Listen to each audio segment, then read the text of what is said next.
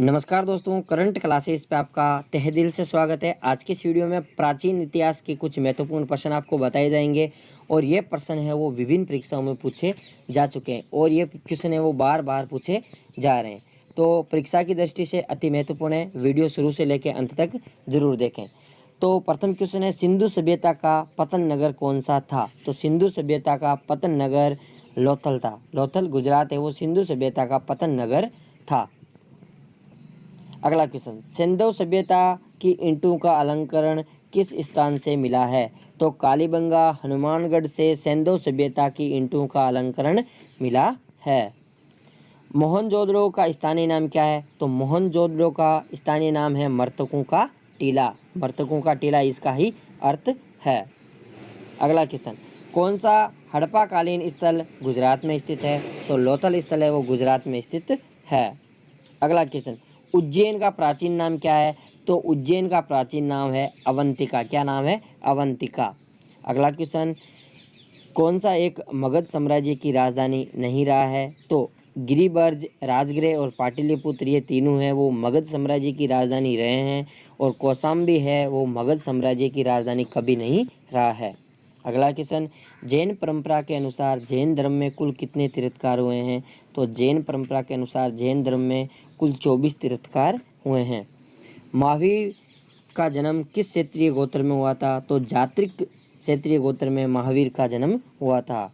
अगला क्वेश्चन, बौद्ध धर्म ग्रहण करने वाली पहली महिला कौन थी? तो महाप्रजापति गौतमी है वो बौद्ध धर्म ग्रहण करने वाली प्रथम महिला बनी। बोध गया कहाँ पे स्थित है? तो बोध गया है वो बिहार में स्थित है। कनिष्क के शासनकाल में चतुर्थ बौद्ध संगति सभा किस नगर में आयोजित हुई थी? तो ये कश्मीर के कुंडल वन में आयोजित हुई थी। कनिष्क के शासनकाल में चतुर्थ बौद्ध संगति आयोजित हुई थी। कहाँ पर हुई थी? कश्मीर के कुंडल वन में। अगला क्वेश्चन, किस मौर्य राजा ने दक्कन की विजय प्राप्त की थी? तो चंद्रगुप्त मौर्य ने वह दक्कन की विजय प्राप्त की थी।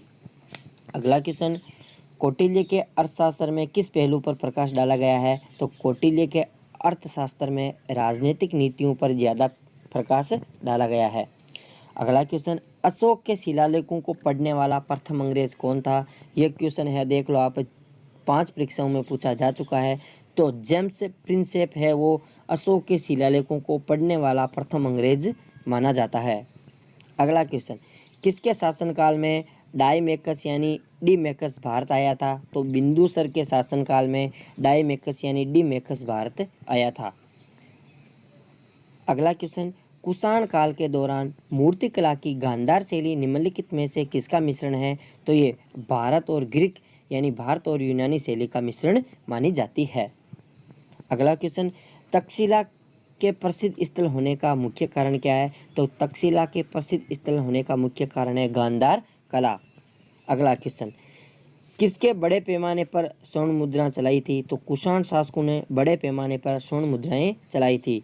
अगला क्वेश्चन, इतिहासकार V.A. स्मिथ ने किसकी विजयों से प्रभावित होकर उसे भारत का नेपोलियन कहा था? तो समुद्रगुप्त को भारत का नेपोलियन कहा जाता है। और समुद्रगुप्त को भारत का नेपोलियन किसने कहा था? तो प्रसिद्ध इतिहासकार V.A. स्मिथ ने भारत का नेपोलियन समुद्रगुप्त को कहा था। अगला क्वेश्चन, एरन अभिलेख का संबंध किस शासक से है? तो भानुगुप्त का संबंध किस अभिलेख से है? एरन अभिलेख से।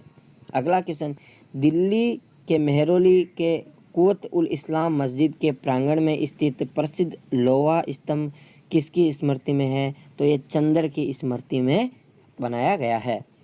अगला क्वेश्चन, पहाड़ी काटकर एलोरा के विख्यात कैलाश मंदिर का निर्माण किसने करवाया था? तो पहाड़ियों को काटकर एलोरा के विख्यात कैलाश मंदिर का निर्माण राष्ट्रकूटों द्वारा करवाया गया। अगला क्वेश्चन, पांड्य साम्राज्य की राजधानी कहाँ थी? तो मदुरै में पांड्य साम्राज्य की राजधानी स्थित थी। अब है होयसेल की राजधानी का नाम क्या है? तो द्वार समुंदर है वो होयसेल की राजधानी है। अगला क्वेश्चन, निम्नलिखित राजवंशों में से किसके शासक अपने शासनकाल में ही अपने उत्तराधिकारी घोषित कर देते थे? तो चोल